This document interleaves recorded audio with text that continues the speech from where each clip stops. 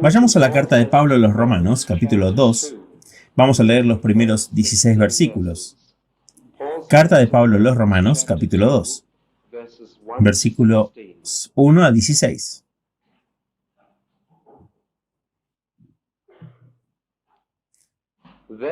Por lo tanto, no tienen excusa, oh hombres, quien quiera que sean, cuando juzguen a otro, porque al juzgarlo a él, se condenan a ustedes mismos, porque ustedes, el juez, están haciendo las mismas cosas. Sabemos que el juicio de Dios recae correctamente sobre aquellos que hacen tales cosas. ¿Creen ustedes, oh hombres, que cuando juzgan a aquellos que hacen tales cosas, y sin embargo las hacen ustedes mismos, escapan del juicio de Dios? ¿O presumen de las riquezas de su bondad, tolerancia y paciencia?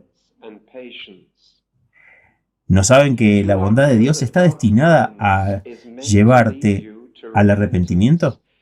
Pero con tu corazón duro e impenitente, estás acumulando ira para ti mismo en el día de la ira, cuando el justo juicio de Dios será revelado, porque Él pagará a cada hombre según sus obras.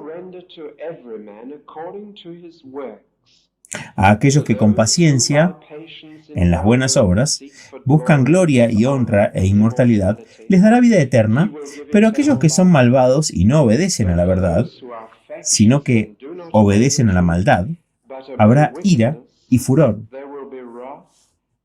habrá tribulación y angustia, y para todo ser humano que haga el mal, al judío primero y también al griego. Pero gloria y honra y paz para todo el que haga el bien, el judío primero y también el griego. Porque Dios no hace parcialidad. Todos los que han pecado sin la ley también perecerán sin la ley. Y todos los que han pecado bajo la ley serán juzgados por la ley, porque no son los oyentes de la ley los justos ante Dios, sino los hacedores de la ley, que serán justificados cuando los gentiles, que no tienen la ley, hacen por naturaleza lo que la ley exige, son ley para sí mismos. Aunque no tengan ley, muestran que lo que la ley exige está escrito en sus corazones, mientras su conciencia también da testimonio y sus pensamientos contradictorios los acusan o tal vez los disculpen en ese día en que, según mi evangelio, Dios juzgue los secretos de los hombres por Cristo Jesús. Oremos.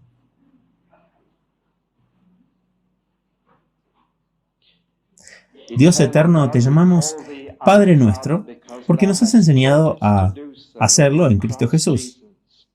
Pero no olvidaremos esta mañana que tú eres el Rey, así como el Padre, y el Juez, así como el Rey. El Juez de toda la tierra, ante quien un día todos estaremos de pie. Y tú juzgarás nuestros secretos por tu Hijo Jesucristo, nuestro Señor. Oramos para que esta mañana, mientras estudiamos estas tremendas verdades, no haya resentimiento en nuestras mentes,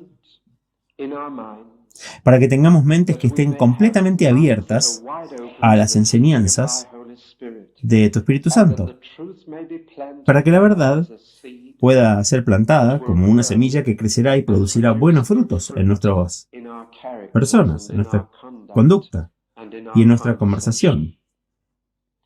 Te agradecemos nuevamente por las asombrosas riquezas escondidas dentro de tu palabra, esperando que aquellos que vienen con mentes abiertas y corazones dispuestos a descubrir, te pedimos que nuevamente esta mañana digas algo a cada uno de nuestros corazones que nunca antes nos habíamos dado cuenta.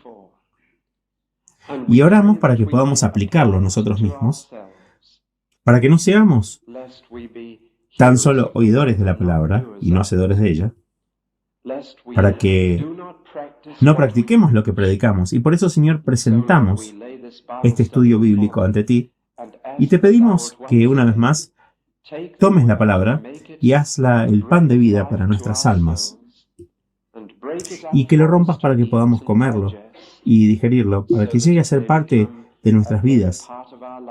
Por amor de Jesús te lo pedimos. Amén.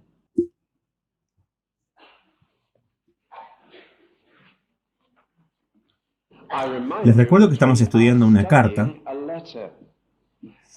Pablo debe haber estado marchando arriba y abajo por una habitación dictándole esto a su secretario, o como se llamaba entonces, amanuense. Y menciono esto al principio porque es bastante obvio que Pablo no se detuvo de repente y dijo, capítulo 2. No escribimos capítulos en las cartas.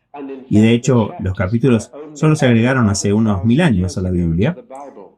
Y esta carta estaba destinada a ser releída de principio a fin. Puede que haya tenido párrafos, pero de las primeras copias de las cartas griegas que tenemos probablemente ni siquiera tenía eso. Iba directamente. Y por lo tanto podemos perder la continuidad con estas grandes letras, 2, 3, 4 y 5 y así sucesivamente, en el medio de las palabras. Sin embargo, el que puso la cifra 2 en medio de la carta de Pablo, en este punto, estaba señalando el hecho de que hay un cambio definitivo de pensamiento entre el capítulo 1 y el capítulo 2, como lo llamamos.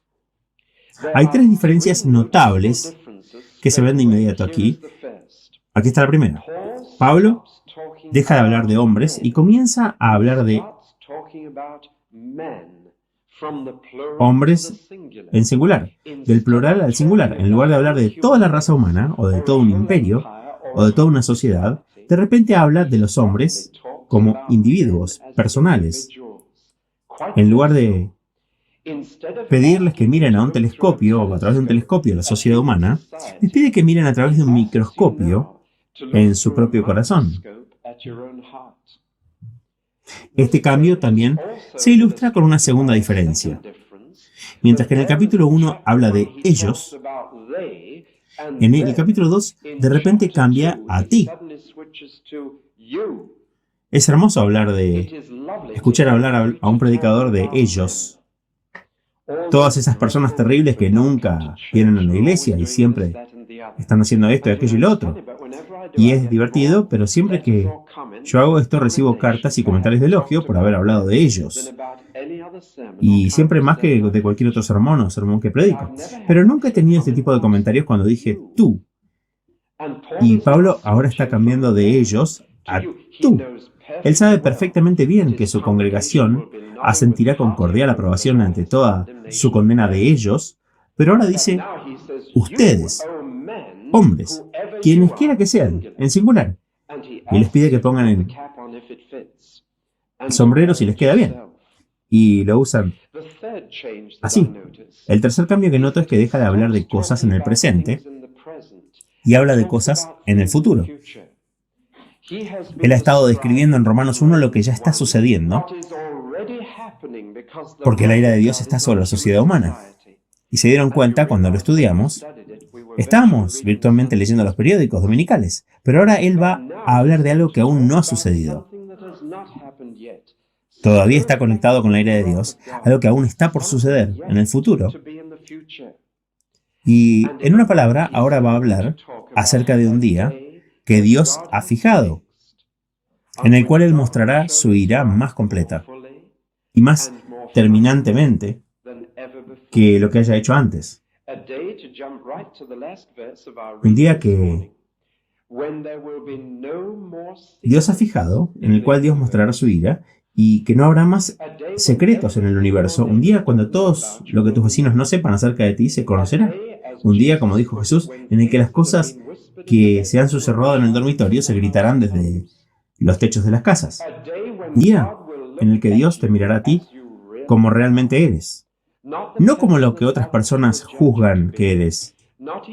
No la persona que tú crees que eres, sino la persona que realmente eres, como se revela en tus secretos. Este es el día del que vamos a hablar. Creo que la mayoría de la gente siente que debe haber un día de acuerdo, un día en el que el mal se corrija y el bien se justifique. Un día en el que el mal se castiga y lo correcto es recompensado. Es instintivo en el corazón humano creer que eso debe suceder en algún momento y que si Dios es bueno, el mundo no puede continuar en el estado actual en el que está, en el que los malvados pueden salirse con la suya y los buenos pueden sufrir. Debe haber un día en el que el mal será castigado y el bien recompensado. Creo que la mayoría de la gente se da cuenta de eso, pero no todos se dan cuenta de esto, que los principios sobre los cuales Dios juzgará. Y hay tres preguntas ante nosotros en este pasaje. En primer lugar, ¿quién va a estar en el banquillo? ¿A quién va a juzgar Dios? En segundo lugar, ¿qué va a juzgar Dios? ¿Qué va a hacer? ¿Qué va a mirar en nosotros? ¿Qué tipo de evidencia se usará en ese tribunal?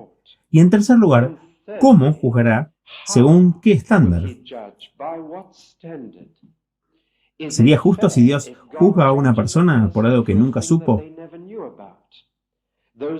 Aquellos que nunca han escuchado acerca de Jesús, aquellos que nunca han oído hablar de la Biblia, aquellos que no conocen los 10 mandamientos. ¿Sería correcto que Dios los condenara por no guardar lo que nunca habían sabido que era bueno y correcto?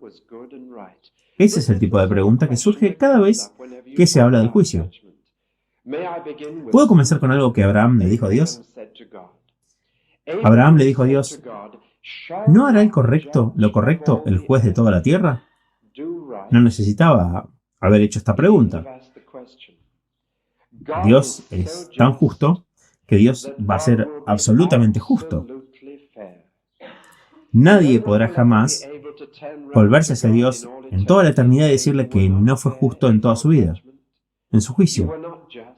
No eras justo, no tenías razón, o no eras bueno. Ahora, vamos a ver a partir de estas tres preguntas, ¿qué tan justo va a ser Dios en el juicio? ¿Qué razón tiene? ¿Y qué tan justo será? La palabra juicio o juez es por supuesto una de las palabras clave en este capítulo, pero hay otra palabra clave que no creo que hayan notado. Una palabra que aparece muchas veces en este capítulo. Es una palabra muy pequeña, tiene solamente 2 letras en inglés, y es la palabra hacer, en inglés do. Y si olvidas todo lo demás que digo esta mañana, ¿recordarán esta palabra hacer? O en la versión más larga, hacer algo, hacer esto. Esa es la palabra clave en el capítulo. Lo único que le interesará a Dios en el día del juicio es lo que has hecho.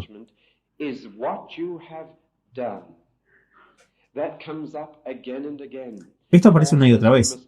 Pablo dice que todos debemos presentarnos ante el tribunal de Cristo para recibir las cosas hechas en el cuerpo. En otras palabras, mientras estamos aquí. Lo único que le interesa a Dios en el día del juicio es lo que has hecho mientras has estado en el mundo. No lo que has dicho, no lo que has pensado, no lo que has sentido, sino lo que has hecho. Esto aparece una y otra vez en el capítulo. De hecho, en cada una de las 3 secciones se usa esta palabra, hacer, o hecho, o haciendo. Ahora vayamos directamente al primer párrafo. Un vendedor ambulante con lapiceras estilográficas entró en una estación, en una tienda, y convenció al hombre detrás del mostrador para que comprara un pedido de 500 de estas plumas estilográficas, estas lapiceras. Y el viajero sacó su libro para tomar nota de este pedido, cuando el hombre detrás del mostrador le dijo, «Stop, detente, cancela el pedido». El hombre le dijo, ¿por qué? Dijo, estás usando un lápiz para anotar la orden de tu cuaderno. Este hombre había estado predicando lo bueno que era tener estas plumas estilográficas y la ventaja que era, pero no practicó lo que predicaba. Bueno, con toda franqueza, esta es la clave de los primeros 5 versículos del capítulo 2. Pablo va a hablar con mucha firmeza a aquellos que no practican lo que predican,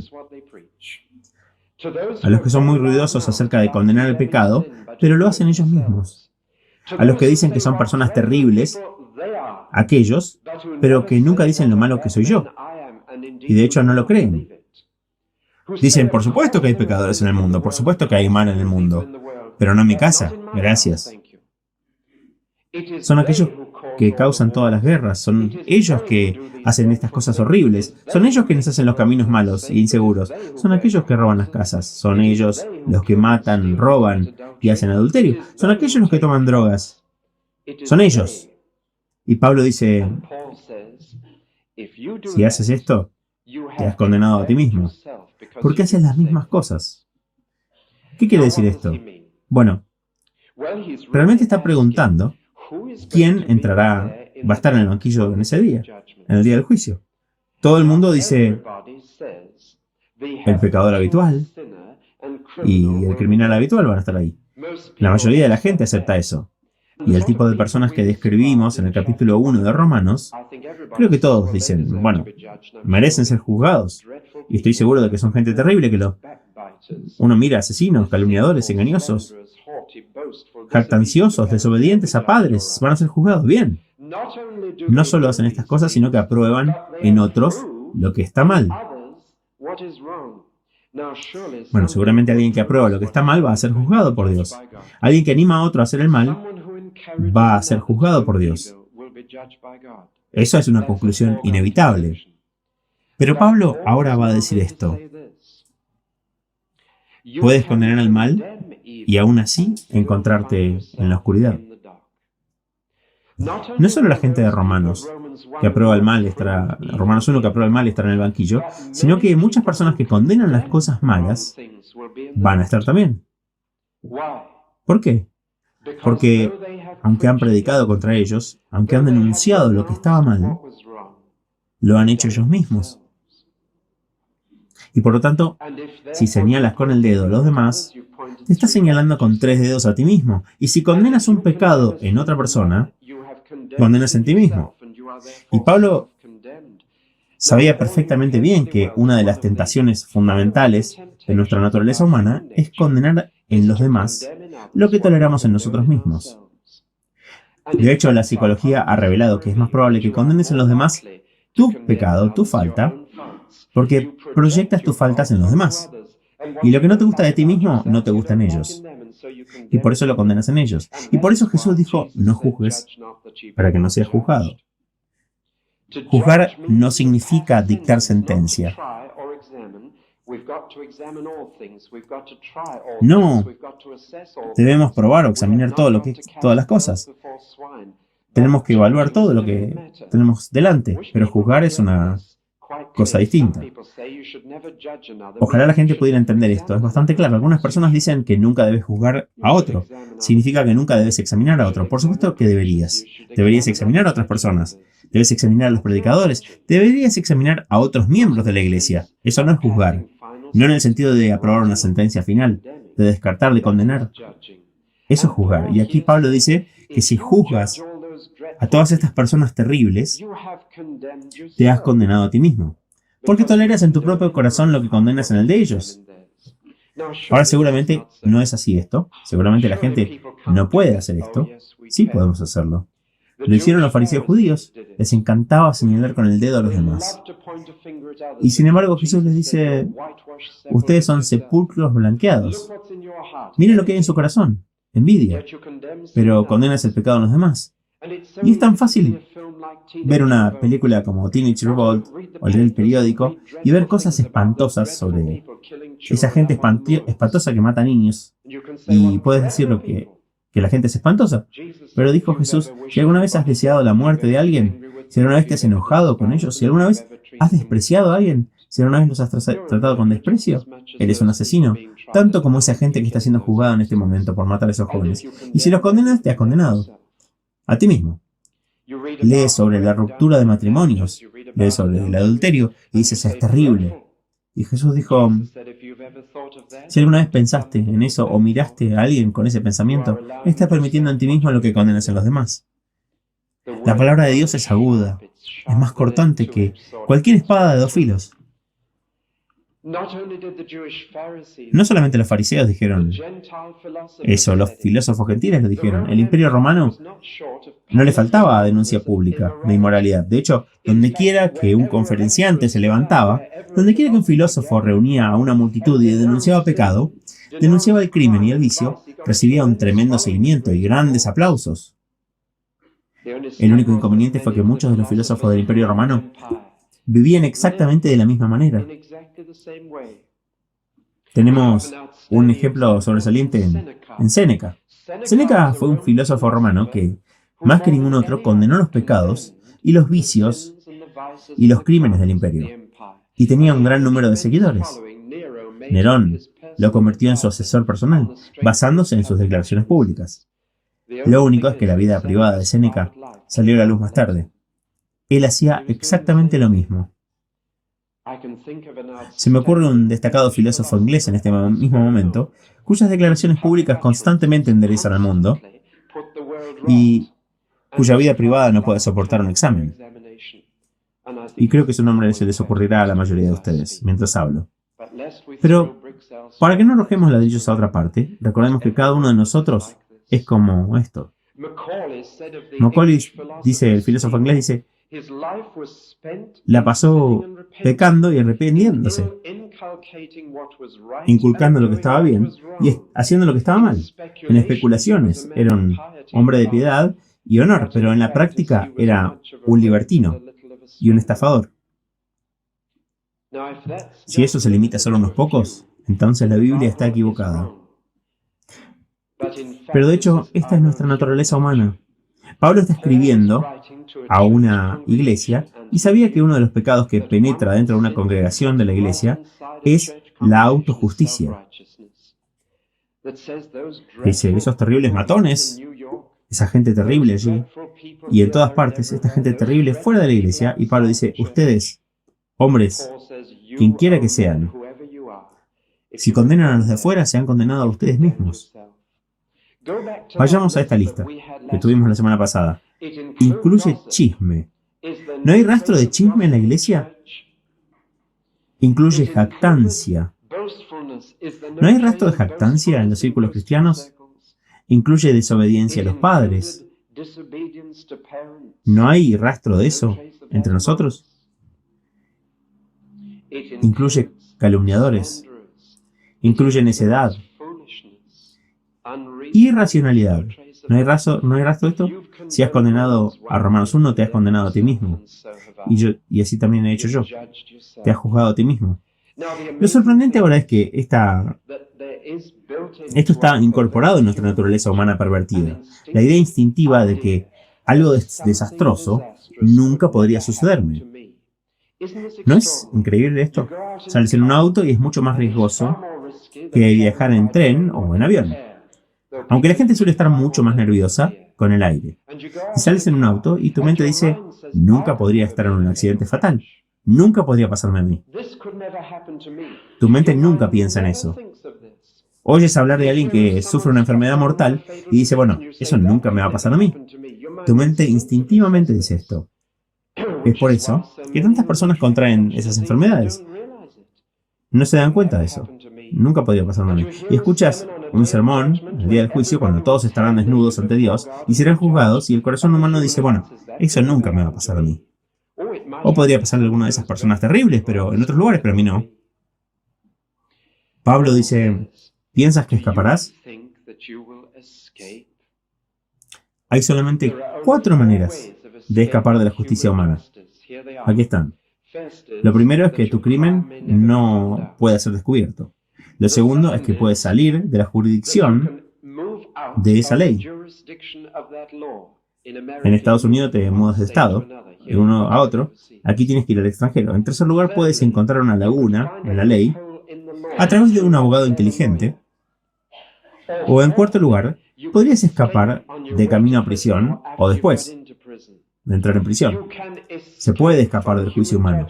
De cualquiera de estas 4 formas. ¿Se dan cuenta de que no hay una sola manera de escapar del juicio divino? En primer lugar, nunca puedes ocultarle nada a Dios. En segundo lugar, no puedes irte fuera de su jurisdicción porque es el juez de toda la tierra. En tercer lugar, no se puede encontrar una manera de eludir su ley. Y puedes tener el mejor abogado de la ciudad, pero no puedes eludir su ley. Y en cuarto lugar, no hay escapatoria de su prisión. Así que pensar que eres inmune o exento o capaz de alguna manera de escapar del principio del juicio es una completa locura. Además, la gente dice, pero Dios no es así, Dios es bondadoso. Ellos pueden presumir de la bondad de Dios, y de la paciencia, y de las riquezas de su paciencia. Es bondadoso Dios, es tolerante, es paciente, pero presumir de eso es un error. Escuché de un jefe de un granjero en Estados Unidos, y él se jactaba con la boca grande de sus compañeros granjeros de que era el único granjero en el distrito que no iba a la iglesia. Y le dijo a todos los demás granjeros, todos ustedes van a la iglesia el domingo, piensan que son mejores, ¿no? Él les dijo, bueno, les voy a decir, he cosechado mis cultivos este año deliberadamente un domingo. He cultivado los domingos. He cosechado los domingos. Y he tenido la mejor cosecha que he tenido jamás. ¿Qué dicen de eso? Uno de los viejos granjeros se volvió hacia él y le dijo, Dios no salda todas sus cuentas en octubre. Una niña dijo, no le hemos dado gracias a Dios por nuestra comida en 6 semanas y no ha pasado nada. Qué tonta es la gente al presumir de la bondad de Dios y de la paciencia de Dios. Y la paciencia que dice, la gente dice, no creo en la ira de Dios, no creo en el juicio de Dios. No me gustan los sermones sobre eso, de hecho no creo que sea verdad. Dios es bondadoso, es paciente. Nunca voy a estar en el banquillo ante Dios. ¿Saben lo que dice Pablo? Un hombre así está acumulando tesoros para sí mismo en el infierno. La palabra que usa es una palabra similar a donde Jesús dijo, hagan tesoros en el cielo. En otras palabras, los hombres están acumulando para ellos mismos, en el futuro, algo que ya depende de su actitud presente.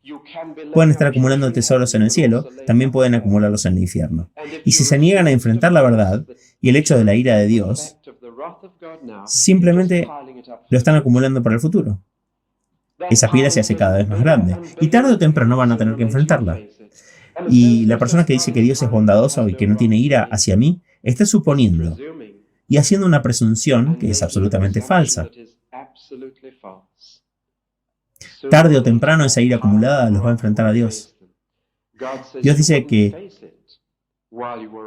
no lo vamos a enfrentar mientras estamos en la tierra. Bueno, entonces aquí está todo apilado esperando por ti. Aquí está tu tesoro. ¿No es interesante que Pablo diga que estás aprovechándote de los tesoros de la bondad de Dios y atesorando para ti su ira? En otras palabras, estás teniendo todo esto ahora y tendrás todo lo otro entonces. ¿Cuánto mejor es afrontar el hecho de que, por naturaleza, somos hijos de ira, ahora que podemos tener las riquezas de su bondad? Entonces, esa es la elección. Comercializar con la misericordia de Dios como aquel moribundo alemán después de su vida de pecado en París. Dios perdonará, yo sé que es su oficio, ese es su negocio. Puedo presumir que Él es un Dios bondadoso. Él es un Dios paciente. Él me dará todo lo que quiero. Él me librará del juicio. Para negociar con el juicio de Dios es un terrible error. Debo seguir adelante, o estaré predicando demasiado y ustedes no tienen lo suficiente. La primera pregunta que enfrentamos esta mañana es ¿a quién juzgará Dios? Y la respuesta es a todos los que han hecho mal, ya sea que lo aprueben o lo condenen. No importa. No importa lo que has dicho, no importa lo que has predicado, no importa lo que pienses sobre las personas terribles en el mundo. No importa lo que sientas, o pienses, o digas sobre el pecado. Lo que realmente importa es lo que has hecho. Y lo que has hecho en secreto. Bueno, francamente, eso hace que el juicio sea un tema muy solemne y muy serio. Y Pablo va a decir en un momento, esto es, según mi evangelio, el evangelio incluye esto. El evangelio de Jesucristo incluye lo que les acabo de decir. Y que intenten tener el evangelio sin esto es intentar tener otro evangelio. Pasemos ahora a la segunda pregunta. No solo el pecador habitual estará en el banquillo, sino que el pecador hipócrita también estará ahí. No estará el hombre que hace lo malo y lo aprueba y dice que está bien, sino también el hombre que lo hace y dice que está mal. Eso es hipocresía. Y Dios odia eso. Es tan malo, si no peor, que un hombre que aprueba lo que está mal. Un hombre que lo condena y lo hace. Hace poco se publicó un libro en Estados Unidos sobre la familia Beecher, de quien vino Henry Ward Beecher, de quien algunos de ustedes han oído hablar, y el autor de la biografía de esa familia la llamó Santos, Sinners, Pecadores y Beechers. Un título interesante. Y francamente la mayoría de nosotros nos ubicamos en esta tercera categoría.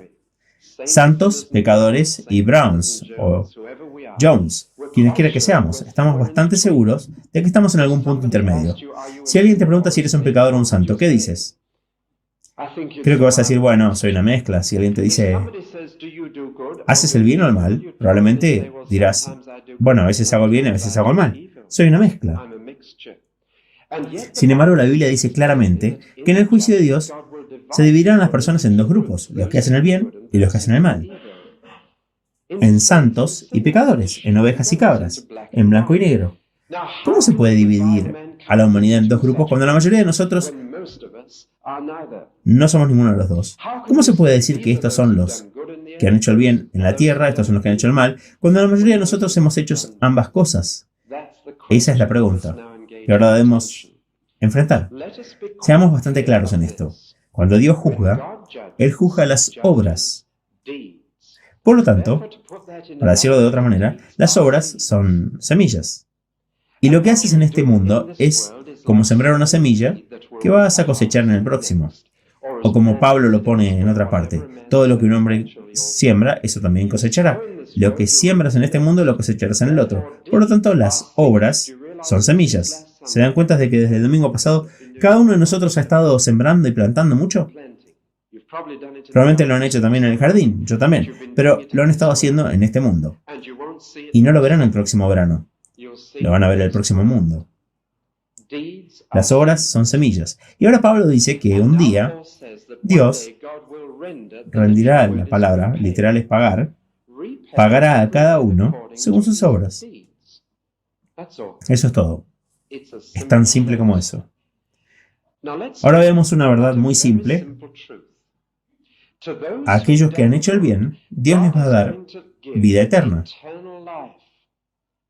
Eso no significa vivir solamente para siempre, también significa una calidad de vida, vida real, vida con mayúscula, vida como debía ser. Él nos va a dar vida eterna, y gloria, y honor, y paz. Esa es la recompensa que da para aquellos que hacen el bien. Y si has hecho el bien en este mundo, eso es lo que vas a obtener. Vida eterna, gloria, honor y paz. Una cosecha maravillosa. Y las obras que han sembrado en este mundo se cosecharán ya. Eso es lo que aparecerá de tus obras. Por otro lado, si has sembrado malas obras, ¿qué tipo de planta brotará? Furia, ira, tribulación y angustia. Sabemos lo que significa ira. Hemos estudiado esa palabra la semana pasada. Sabemos lo que significa furia, porque la furia es una ira intensificada. Tribulación significa problemas fuera de ti, y angustia significa problemas dentro de ti. Tribulación significa algo relacionado con tus circunstancias, angustia significa agonía mental y de sentimientos.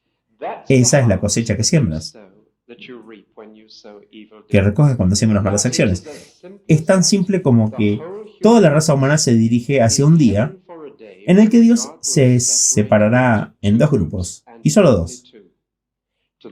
A los que han hecho el bien, vida, gloria, honor, paz. A los que han hecho el mal, ira, furia, tribulación y angustia. O angustia, de ánimo. Pero, ¿cómo puede Dios hacer eso si soy una mezcla? ¿Cómo puede ser justo y hacerlo bien? He puesto dos pequeñas palabras en el pizarrón, espero que todos puedan verlas. Y esto resalta el punto más importante de este capítulo. Tenemos que preguntarnos cuánto bien hay que hacer para ser contado como alguien que hace el bien. Una buena acción cada día. ¿Un Boy Scout llegará al cielo? ¿Serían 2 buenas obras cada día o 3? ¿Cuántos mandamientos tengo que mantener antes de llegar a la marca de aprobación? ¿1 de 10? ¿5 de 10? ¿7 de 10? se dan cuenta de que Dios, cuando dice hacer el bien, quiere decir algo diferente. Quiere decir mucho más que una buena acción de vez en cuando. Cuando conoces a alguien en necesidad. Quiere decir mucho más que eso. ¿Qué quiere decir? Hay una pequeña palabra en este mismo capítulo que es muy importante. Es la palabra traducida paciencia. Literalmente es continuidad. En la versión autorizada probablemente es continuidad. Y literalmente significa esto. Para alguien que hace el bien todo el tiempo. Toda su vida, con toda su personalidad, con todo su amor, con toda su mente, su corazón y fuerza de alma. Que mantiene constantemente haciendo bien. En otras palabras, la marca de Dios es 100%. El que hace el bien a los ojos de Dios es el que lo hace tan a menudo como Dios lo hace, y tan continuamente como lo hace Dios, y tan plenamente como lo hace Dios. ¿Por qué me llamas bueno?, dijo Jesús a un joven. No hay nadie bueno sino Dios. Presionó a ese muchacho para que se diera cuenta de que él mismo era Dios. Me divertía mucho en la Fuerza Aérea como capellán, con la entrada de los nuevos muchachos, que tenían entre 15 y 16 años. Lo arreglaba en grupos de 40 y 50 y tenían que venir el padre primero y solía decir, bueno, ¿cuántos metodistas aquí? ¿Cuántos presbiterianos? ¿Cuántos congregacionales? ¿Cuántos bautistas? ¿Cuántos cristianos? Y ellos miraban a su alrededor. Se miraban de vez en cuando. Algunas veces, uno o dos iban hacia adelante y yo me regocijaba porque veía en sus caras que sabían lo que quería decir. Pero los demás me miraban y lo decían. ¿Qué quiere decir? Bueno, yo diría, ¿qué es ser un buen cristiano? Alguien que trata de vivir una buena vida. Bien. ¿Cuántos cristianos hay aquí? Otra vez miraban. Hay algo más que eso. Bueno, ¿qué es un cristiano? Alguien que guarda los 10 mandamientos. ¿Cuántos cristianos hay aquí? Silencio otra vez. Bueno, nadie puede cumplirlos a todos, decía un niño. Bueno, ¿cuántos tienes que cumplir para ser cristiano? 5. Bueno, ¿cuántos cristianos hay aquí? Todavía las manos abajo. Y después de un rato, empezaron a ver que había algo. Se equivocaban en su razonamiento sobre lo que es una buena persona. Finalmente solían conformarse con un 75% como aprobación. Y yo solía decir que era justo que alguien con 74 entrara, 76 entrara y alguien con 74 no. Así que pensaban de nuevo y después de un rato comenzaban a darse cuenta de que si vas a juzgar por las buenas obras, solo hay una buena aprobación y es la marca buena de ser lo suficientemente bueno para Dios. Y eso es 100%. Y de hecho, una y otra vez la Biblia deja absolutamente claro que ofender en un punto es violar la ley. Santiago dice eso en Santiago 2.10, Gálatas 3.10 dice lo mismo. Que a menos que puedas decir, he guardado todos los mandamientos todo el tiempo, no solo los 10, sino los 613 de ellos, la Biblia, los he guardado todo el tiempo, en todos los sentidos, entonces no has pasado. ¿Por qué? Porque la justicia es como una cadena, y si rompes un eslabón, rompiste la cadena. Porque Dios quiso que seamos como Él, perfectos, como su Padre en el cielo, que es perfecto, dijo Jesús. Ese es el estándar. Se puede ver, por tanto, que el que hace el bien es aquel que ha hecho todo bien continuamente. Y esa persona, Dios le va a dar la vida eterna, gloria, honor y paz. Ahora, si digo manos arriba a los que piensan esto, que tienen una posibilidad de esto, no sé si alguna mano se movería en esta iglesia. Es un caso hipotético. Pablo está tratando de demostrarles. ¿Ven que no hay una sola persona en el mundo que pueda decir que yo estoy bien? Nunca le hice mal a nadie y siempre he hecho el bien. He vivido una vida perfecta. Lo único que la naturaleza humana no está dispuesta a decir es que soy perfecto. Y sin embargo, eso es lo que la palabra bien significa. Ante los ojos de Dios, aquel que hace el bien. ¿Y ahora qué pasa con el mal? ¿Tienes que hacer mal todo el tiempo para ser una persona malvada? ¿Ante los ojos de Dios? No. Ya he explicado que la Biblia deja muy claro que hacer solo una cosa mala es convertirse en alguien que hace el mal. La palabra continuamente no se usa ahora. Solo se usa en conexión con el bien. No son aquellos que hacen continuamente el mal los que son malos. Una vez alcanza. Pero te das cuenta de que no es solo una vez ¿Puedes recordar una o dos cosas malas que has hecho esta semana? ¿Se dan cuenta de que solo han hecho una cosa mala cada día? Una sola cosa mala que hicieron, que no debimos haber hecho, o no hicieron. Una sola. Durante tus últimos 30 años de vida, ¿hay entonces 10.000 cosas en el libro que deben ser tratadas? No es un caso de una sola cosa. Una sería suficiente, pero en cada vida son cientos y miles. Pueden ver, por lo tanto, cuando Dios divide a las personas en dos grupos, queda bastante claro que hay dos grupos. Están los que han hecho el bien perfectamente durante toda su vida, y la recompensa es gloria, honor, paz y vida eterna, y aquellos que han hecho el mal al menos una vez.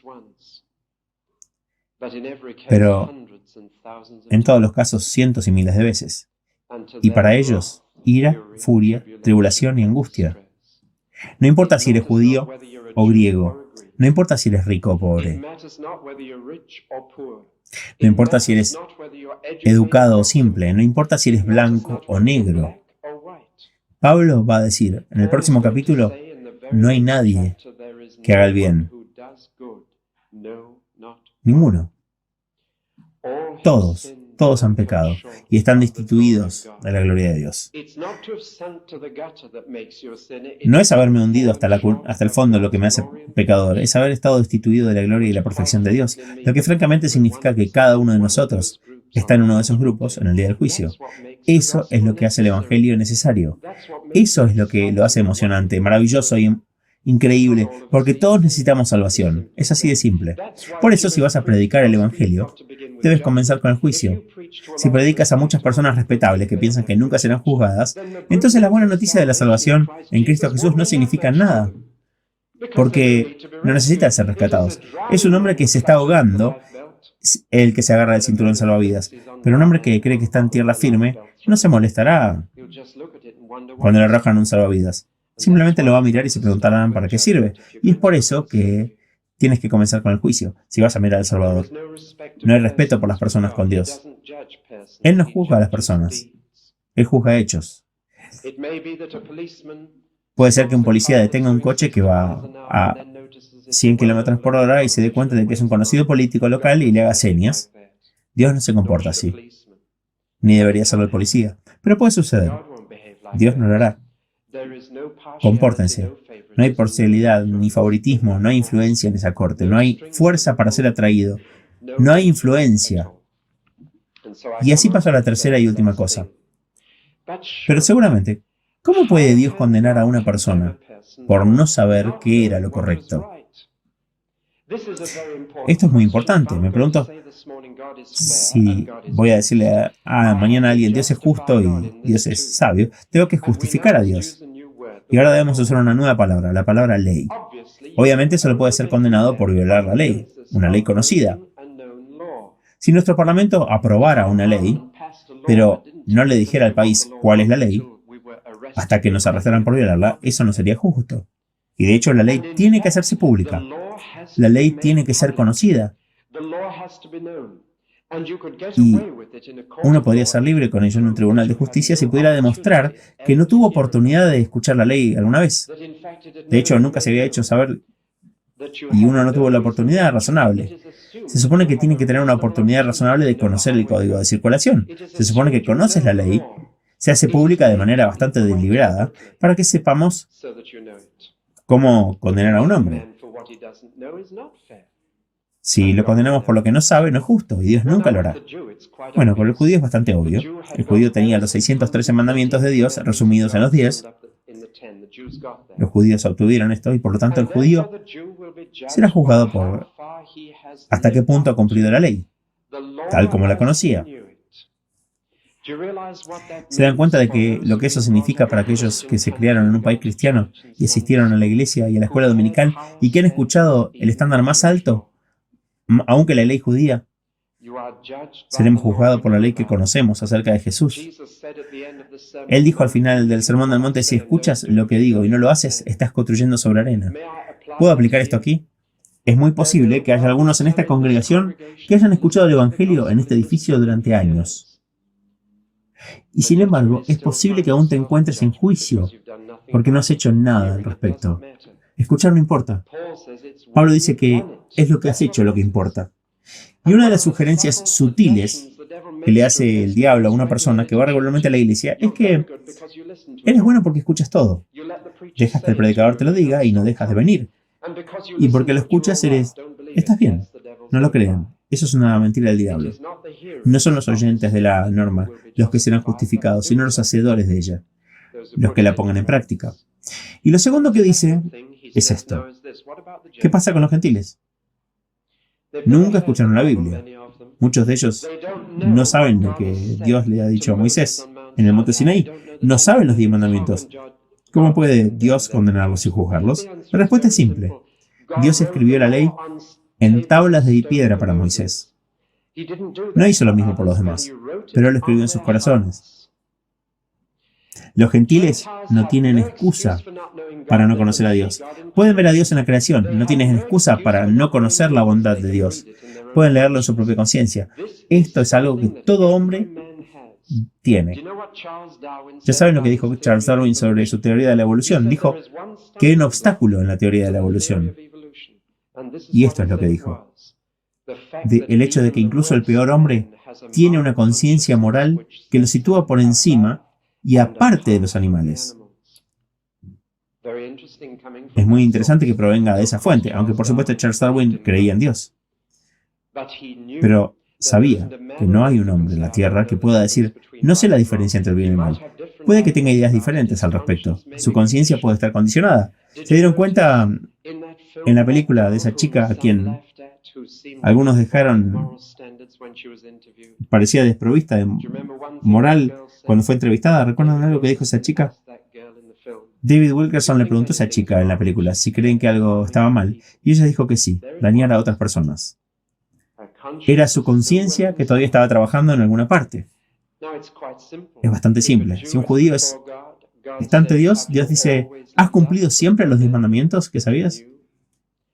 Si un pagano se presenta ante Dios, Dios dice, ¿has cumplido con tu propia conciencia? Pablo dice que incluso los paganos hacen cosas que están escritas en los 10 mandamientos. Hay tribus primitivas que creen que el adulterio y el robo están mal. ¿De dónde sacaron esa idea? Dios la escribió en sus corazones. Tienen una ley para ellos mismos. No hay manera de que una mujer en el mundo, o hombre en el mundo, no tenga la ley de Dios escrita en alguna manera, ya sea en un libro, o en piedra, o en sus corazones. Y Dios dice, si viviste a la altura de lo que sabías todo el tiempo, ¿se dan cuenta de que Pablo va a decir en el capítulo 3, el mundo entero es culpable? El mundo entero. Cuando enviamos misioneros al extranjero, no lo enviamos a personas que no saben lo que es correcto. Se los enviamos a personas que sí saben lo que es correcto y que han ido en contra de ello y necesitan salvación. Eso altera los pensamientos sobre la obra misionera. No los vamos a iluminar, los vamos a salvar. Cuando tratamos de alcanzar a personas en esta comunidad con el Evangelio, no lo hacemos porque sean personas agradables o inocentes. Lo hacemos porque no han estado a la altura de la luz que han recibido. De la misma manera que nosotros no hemos estado a la altura de la luz que recibimos. Y necesitan desesperadamente un Salvador. Si no, van a entrar en el juicio.